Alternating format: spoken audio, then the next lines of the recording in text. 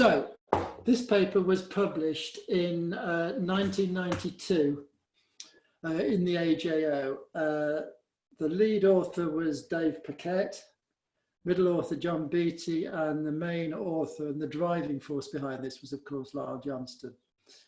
And it's a fairly straightforward, the title is straightforward. It's a long-term comparison of non-extraction and premolar extraction therapy in borderline class 2 patients. Let's go back and think a little bit about 1970. Oh, this should say 1992 as the headline there. That's a bit shoddy. So in 1992, I was 35 years old and I was working in Pittsburgh as an associate professor, and the chair of our department was the truly fantastic Kate Vigg. It was a great experience, and I think I learned an awful lot, and probably most of my research methodology at that point from Kate Vigg. I then returned back to the UK later that year to work in Manchester. So what else was going on? At that time, there was the Los Angeles riots, which occurred, I think they were sort of in the early summer. Barcelona Olympics, it was very interesting watching the Olympics from the United States. And it was great to see a European city do so well at hosting it.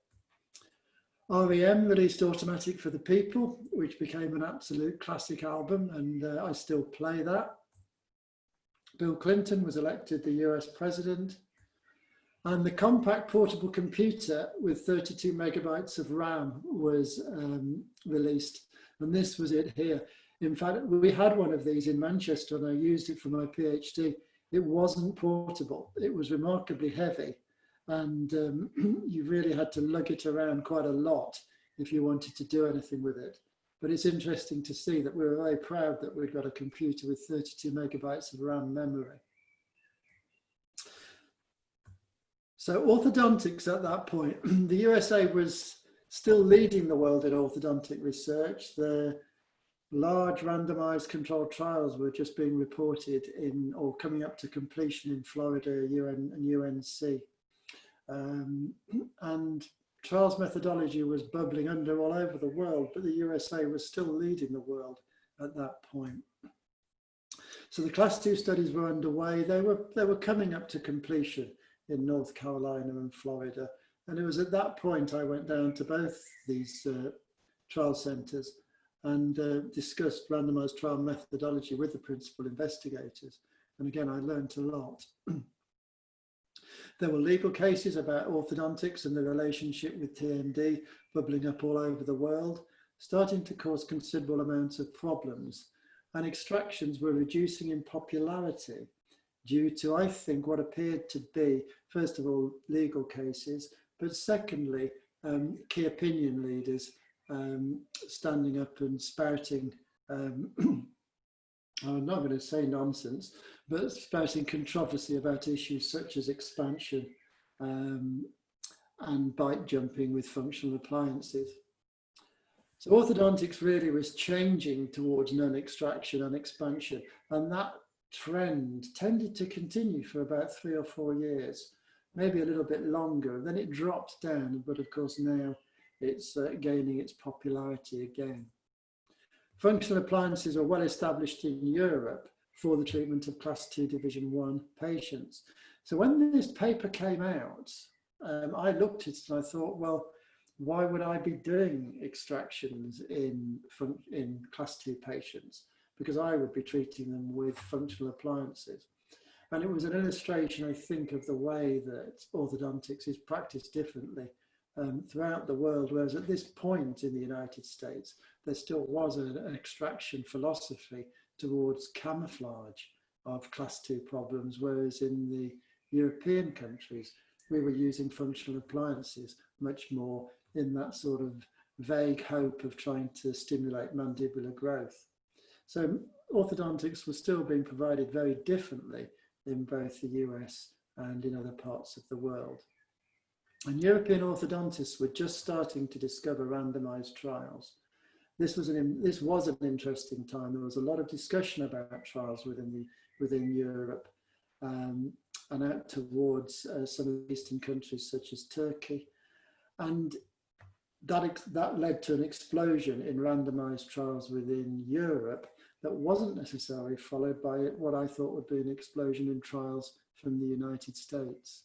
And so Europeans started to lead in this type of research over the next few years. So let's have a look at this paper. That was sort of our overall background of changing times. So this paper, as with all the papers we sort of look at, the level of evidence was clear. It was a retrospective study. And I'll come to that in a lot of detail because it wasn't the sort of the routine retrospective study that we sort of have really come to criticize. And I think it's important to remember that we must be quite cautious when we criticize studies because of the times that they were done and the resources that were available to people. But also this isn't what I would say is a retrospective study that is full of the issues of selection and proficiency bias. So I'm just going to come out of here now and I'm going to move to, I'm going to stop sharing this one and I'm going to move to the paper itself, which I've got on my iPad, and we'll go through this paper. Okay, so we've got this here now. So looking at the paper, it's interesting when you look at papers that were written in those days and that they didn't have structured abstracts. It made the abstracts quite difficult to read. And so I'm going to concentrate mostly on the text. And we're just going to go through really highlighting important statements really. It's very much Lyle Johnston's style of writing. And really, what he's making the point here is that at that time, particularly I think in the United States, there was what he felt was rather an unpleasant turf war in which people were criticizing orthodontists and orthodontic treatment that was predominantly based around extractions. People were starting to criticize extractions as a method of gaining space. So the options that he highlighted that people were starting to talk about was expansion, stripping every tooth, and stripping the premaxillary suture. So splitting the premaxillary suture. And maybe it's better if we just leave them as they are, because incisor retraction causes TMD. That's exactly where we are now, which is quite interesting. It's as if the clock has come full circle very, very quickly with things like maxillary skeletal expansion, expansion for every patient, using a sort of one type of treatment to cure everybody. And there's a danger that we're moving that way now. But interestingly, I think it's very relevant to see that at that point in 1992, they were really drawing attention to potentially where we are now. At that time, there was a lot of talk about dished-in faces. So he was arguing there, or suggesting, that premolar extraction is so likely to dish in the profile and also to cause a distal mandibular displacement. The theory behind that is as you retract the upper incisors, you force the mandible backwards, and that of course leads to temporomandibular joint problems. And really the point that he was making here is that techniques that were historic, that's it, expansion and bite jumping. Remember a few weeks ago we talked about Angle's philosophy of growing bone through expansion. Now they are suddenly being reinvented as important advances, again, rather like we are now. So what can we do about this? Again, he made the point that we need to generate data. Now, what can we do here? Can we do a trial? So he said here, the problem is it ethical to look at randomization for extraction versus non-extraction? One of the important points about a randomized trial is that you have to be clear about your null hypothesis. You've got to say that you really don't know which of two treatments that you're testing is the best. You've got to be in equipoise. We all recognise this now. So you must be completely uncertain as to which is the best treatment. But you can't do that for every patient because, for example, if you see someone with severe crowding, you know in your mind that the best treatment is probably going to be extraction. And I don't think I would ever randomise or agree to a randomised trial in which I would be seeing patients who were clearly extraction. Similarly, well-aligned patients, I'm not going to extract teeth or expect any of my patients to take part in a trial with of extraction therapy. When extraction isn't necessary in my own opinion. So you can't just put every person into a randomized trial of extraction versus non-extraction. But you can do this, and he highlights it here. You can do a trial of extraction and non-extraction for the borderline treatment, for the borderline patient. These are the ones that we probably discuss at length, for example, in our case discussions when we're training, and even with colleagues now when we don't know the best way to go. So if you're going to do a trial of extraction versus non-extraction, you can probably only do that when you are looking at borderline cases and you don't really know the best type of treatment. But that's more easily said than done because there are two major drawbacks that he pointed out. First of all, it's the issue of consent, and it is very doubtful that people would consent to take part in a trial when the investigator actually doesn't know if extraction or non-extraction will work. You can think about this in terms of the actual extraction process, of the consent process. When you consent a patient, you have to be able to say to them, we have two interventions here. So let's just play this out. I could say to a mother and a child, for example, there are two possibilities that I can have for correcting your malocclusion. One, we can take some teeth out, predominantly we can take 4 teeth out, or the other option that I've got is not to take any teeth out. I actually don't know which one is going to be the best type of treatment. I think they're both going to work out equally well. At that point, most parents would say, well, okay, if you don't know which one's going to be the best, I'm not having extractions for my child. I prefer non-extraction treatment because you've just said you don't know the answer. So that's where our problem arises in a trial of extraction versus non-extraction. The alternatives are quite extreme. The other issue is, and again, it is that post-retention observation, is you can't follow patients forever. Attrition in a trial is massive. We tried this with one of our class 2 studies where we looked at Herbst versus twin block, and we tried to follow those patients up for 10 years. We lost about 70% of the patients within the first 2 years. And actually that project didn't work, which was a great shame. So he pointed out that one way to circumvent these problems is to do this thing called a retrolective prolective design. And really, the basis behind that is you try and identify all the variables that can possibly influence a clinician's decision. And I'll go into that now in much more detail as to what they did. So the aims were very straightforward. It was to define the anatomic basis of the extraction decision, to see what happened to a group of patients who had been treated 10 to 20 years previously and compare their long-term stability and the aesthetic impact of the two strategies of extraction versus non-extraction.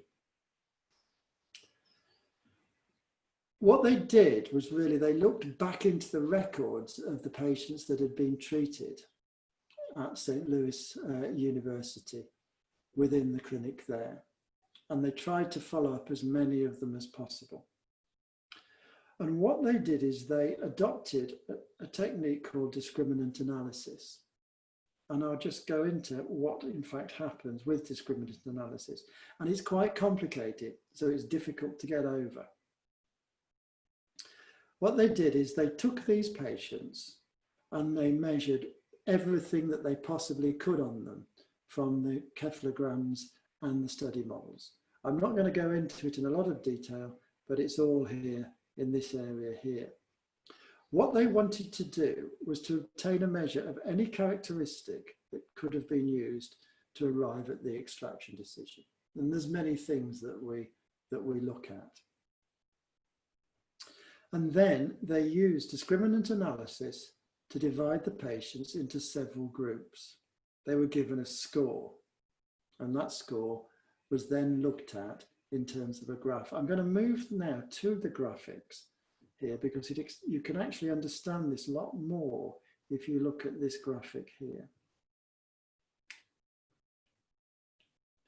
So what we have here is all the patients grouped together. On the y-axis is the frequency, and then you have the discriminant score on the x-axis. And it's absolutely clear, and I'm not sure if I'll get these around the right way here, is that when they looked at the discriminant analysis graphs in the individual patients, they found that there was a clear group of patients here, and I'll just draw that line, who were extraction. They also found that there were a clear group of patients who were non-extraction. So what they wanted to do was identify the patients in the middle who they classified as borderline patients who'd either had extraction or non-extraction. And you can see that it was this group here in the middle. So they used discriminant analysis to identify a group of patients who had identical characteristics or very similar characteristics who had actually had extraction or non-extraction treatment in a way that's not a randomization as such, but it was the clinician's decision of a group of patients who were almost identical. And this really is a sort of a substitute for randomization. And that technique in itself is quite elegant and straightforward. So what they then did with these patients is they recalled them or got as many of the patient records as they could. So they identified 48 extraction and 48 non-extraction patients, and they attempted to contact them. So they actually managed to contact and get them to cooperate in the study 30 non-extraction and 33 extraction patients. So we need to remember that because cooperation rate is dropping at that point. So this in many ways is a selected sample of patients. And I'll discuss that in a little bit more detail because we need to think where is potential bias in a study like this. You can't do a study without bias. But what Lyle Johnson says is that he tried to identify with this technique getting subjects that are relatively free of susceptibility bias or selection bias. And I think that's quite important. Because one thing that is important now when you look at these patients is were they similar? And in which ways were they similar? They also did they did a very detailed cephalometric analysis attempting to identify the contribution of growth and tooth movement in terms of treatment and relapse. And I'm not going to go into that in too much detail because I'm not sure it's necessary when you interpret this paper in a contemporary way. So let's look at the graphic of the patients at the start of treatment. So this is the extraction and the non-extraction cephalograms superimposed upon each other. The version that I've got of this paper that I downloaded didn't have the colour in, but you don't actually need to see the profiles or the cephalograms in any type of colour. You can see that these patient groups were pretty much identical in terms of their overall features. If there were any differences, they've got to be very small. And remember, we've talked about effect size. Remember when I've said that you get a small effect, you don't actually need to look at the statistics. If the effect is not clinically significant, it's not important. You don't need to worry about statistical analysis at this point. So I'm going to have to, I'm moving backwards and forwards through this paper because of the way that it's set out, and it is quite difficult. So, as was the tradition in those days, there was a lot of cephalometric analysis done, and it is a cephalometric paper, and we can't get away from that. I've sort of highlighted here what I think is the most important, and I think these are the measurements really that Lyle Johnson pointed out. So we're now looking at the start, the finish, and the recall patients, because remember they were recalled between 10 and 20 years after they've had their treatment. So you can see at the start, when you're looking at dentoalveolar variables, like the upper incisor to NA, lower incisor to NB, and the lower incisor to APO, you can see that at the start of treatment, there were no, whoops, I'm going to use my pen. There were no real differences between any of these variables here. At the end of treatment, however, the non-extraction patients had a more sort of prominent dentoalveolar profile, where there was potentially some retraction of the extraction patients, but not by very much. When you look at the differences, these differences are sort of in the region of 2.4 and 1.3. Sorry, I've just gone wrong there. These differences are not great. It's the difference between 2.4, for example, and 4.3, 2.7 and 4.0. Millimeter differences that are not very important. So again, what this showed was that at the start of treatment, at this point here, there were very little differences between the patients in terms of their cephalometrics. At the end of treatment, the patients who'd had non-extraction treatment, their dentition was marginally more forwards than those who'd had extraction treatment. So there had been some proclination of the upper and lower incisors. However, and at recall, there was very little differences again in the end. These values were very similar to these ones here. So everything tended to stay fairly stable. And that's quite important because now we are picking up differences between extraction and non-extraction. Theoretically, there has been some potential retraction of the upper and lower labial segments in comparison to non-extraction, but the differences are very small. And when we look at the profile tracings of the patients, so this is post-treatment, you can see that the extraction patients, that's this line here, their dentition is marginally more procumbent than the non-extraction. And this actually was also evident at the end of treatment. But it's not by very much. And when you look at the profiles, you're seeing similar sort of minor differences at that point. So what I particularly liked also in this study is they got the patients to rate their own profiles to see if they could actually have a preference to any type of the profile that was recorded from the cephalograms. And so he points out that there were some differences between the groups in the fullness of the profiles, as shown by the cephalograms and the superimposition that I've just shown. But the patient showed no tendency to prefer one strategy over the other.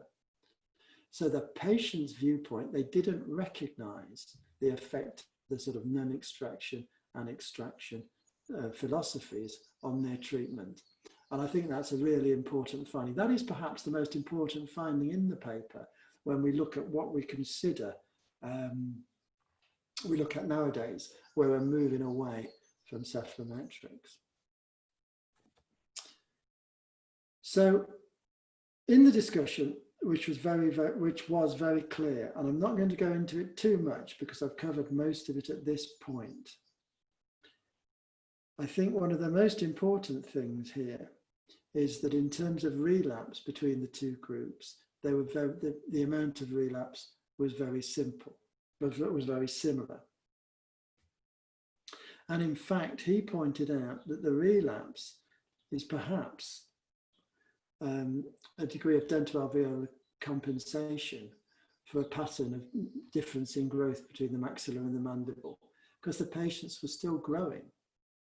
And that, in a way, allowed movement of the teeth and a change in terms of dental alveolar compensation in terms of any relapse that was there. The other important point here was that they said that there wasn't much in the way of canine expansion. This was in the days where intercanine width was really kept under quite a lot of control. And they showed here that 73% of the extraction patients and 57% of the non-extraction returned with less than 3.5 millimeters of irregularity. In effect, the results of the treatment were remarkably stable, regardless of what happened, whether it was extraction or non-extraction. The other thing that the cephalometrics also pointed out, that neither treatment produced a distal mandibular displacement. In fact, both groups of patients had a forward translation of the chin and the condyle. This deals with the controversy that was breaking out at that point that suggested that retraction of the upper incisors, in fact, would restrict forward mandibular growth and cause distal mandibular displacement, and then TMD and all sorts of other problems. So overall, when we look at the conclusions, and they are absolutely clear. So for the present sample of patients, the extraction decision was based on profile convexity and was based on upper and lower incisor protrusion and crowding. That's the things we looked at, or the orthodontist looked at. These were borderline patients, remember. Non-extraction treatment produced a more protrusive dentition by about 2 millimeters at the end of treatment and at the end of recall a decade later. It was not very great, about 2 millimeters. The treatment was stable. Despite what was done in extraction and non-extraction, there was less than 3.5 millimeters of lower anterior irregularity. And both the overjet and molar correction were derived from differential growth of the maxilla and the mandible.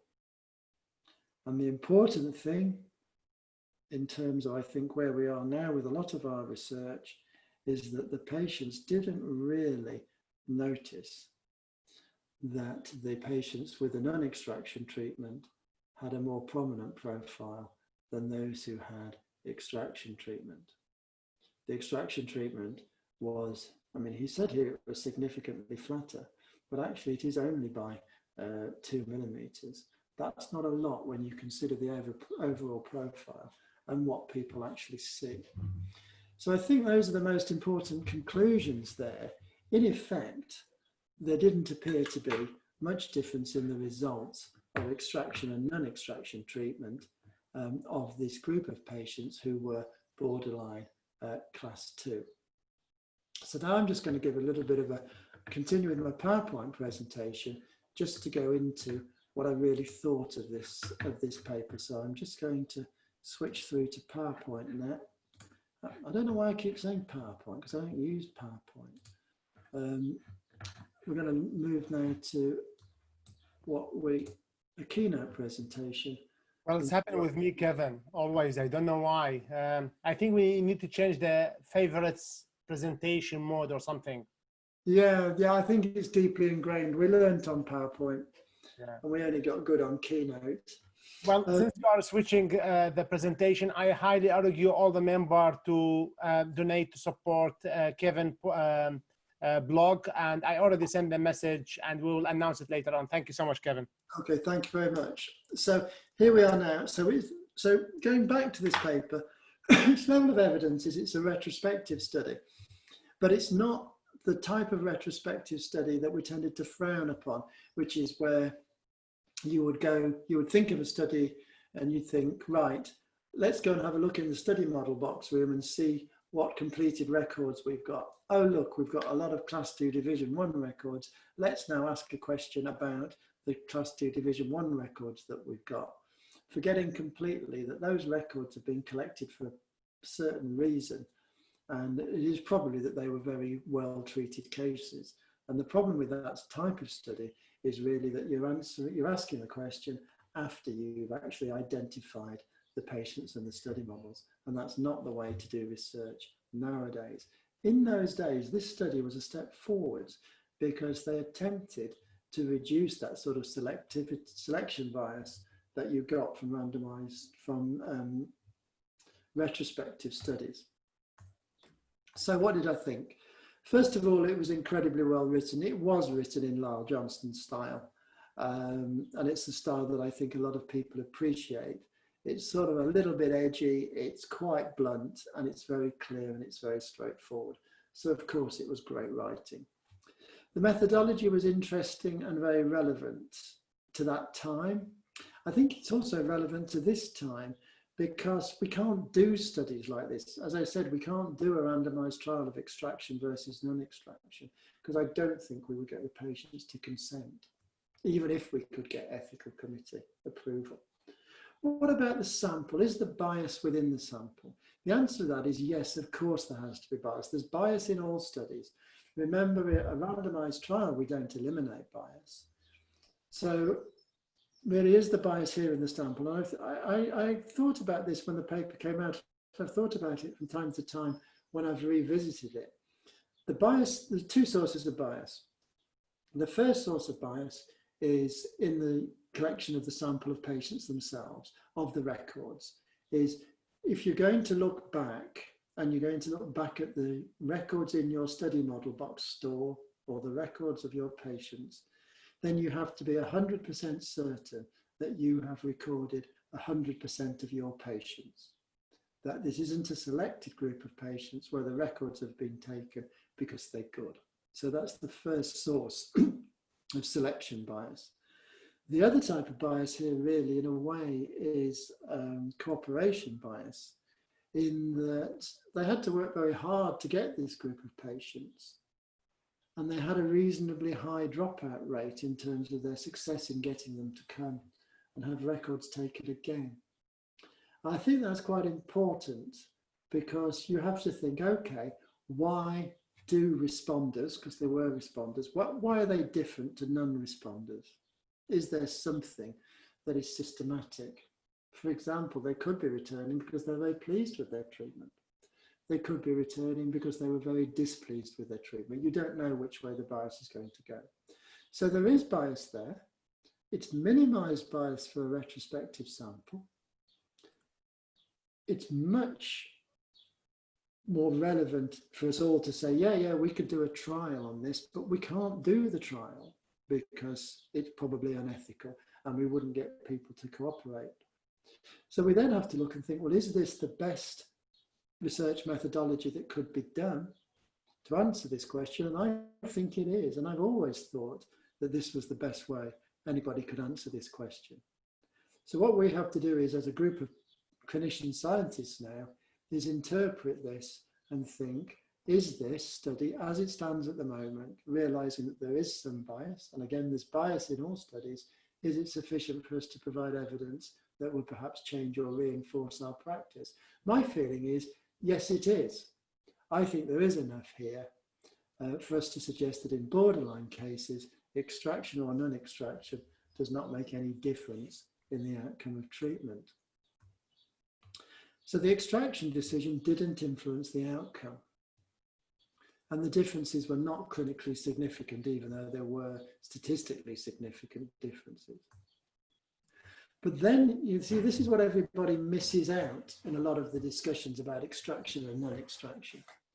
We've all seen cases that have been dished in. There's no doubt we've experienced them. I was trained in a part of Manchester where we did an awful lot of extractions. I'm fairly convinced when I was in training that I did dish in a large number of faces, but I don't think that was the extraction decision that was dishing the faces in. I think it was my treatment mechanics, because they were very simple in those days. Certainly as I developed as an orthodontist, and also technology changed. You know, we'd moved to brackets that I got talking, which was a bonus. I think that we changed our mechanics. We got better at mechanics. And certainly at that point in the evolution of UK orthodontics, which was moving very rapidly away from a removable appliance-based system to a fixed appliance-based system, that we actually got better at fixed appliances. And so it is the mechanics that are more important than the extraction decision. If you're good at your mechanics and you know how to close space without over retracting the anterior teeth, you're not going to over retract them and you're not going to dish faces in. And I think this is the problem that we're faced at the moment, is people are saying, oh, you know, all treatment should be non-extraction. Well, that's because I don't think they know how to close space, and people don't know how to close space effectively. And I don't think that's a failure of our treatment system. I think it's a failure of understanding of those who are promoting non-extraction treatment, because anybody can do non-extraction treatment. It's straightforward. It's much more difficult to do extraction cases. So therefore, from this study, it's sensible to concentrate extraction, non-extraction argument on borderline cases. There's no doubt that that's a sensible thing to do. Relapse is not really related to the treatment decision, and extraction didn't do harm or do the harm that was being claimed. Have things changed? Strangely, no. We seem to be in a completely manic phase of non-extraction treatment at the moment, where I look at case reports on the internet of people that have consistently expanded patients, and their patients have got sort of ricketous grinning smiles that I'm sure they're not going to be happy with in the long term. So things haven't changed. People are forgetting what I think are classic papers like this and getting on a bandwagon at the moment. And I can't help thinking that's because maybe non-extraction treatment is easier than extraction treatment. So in terms, if I was still practicing, or when I was still practicing, I was still extracting teeth, perhaps in fewer cases than I did in the past. But certainly I didn't hesitate to extract teeth when I needed to, predominantly because I could close space without over retracting the incisors. I think the other important thing is I don't mind amputating a few body parts if I think that's the best thing to do. And you see the hysterical stuff that's coming out at the moment where people are saying, you know, extraction treatment is amputation of body parts. In fact, it's not. Extraction treatment managed well is a very good and effective treatment. And I think that is one of the things that this paper says to us, and we shouldn't forget our old papers in a sort of a mad run to be fashionable at the moment.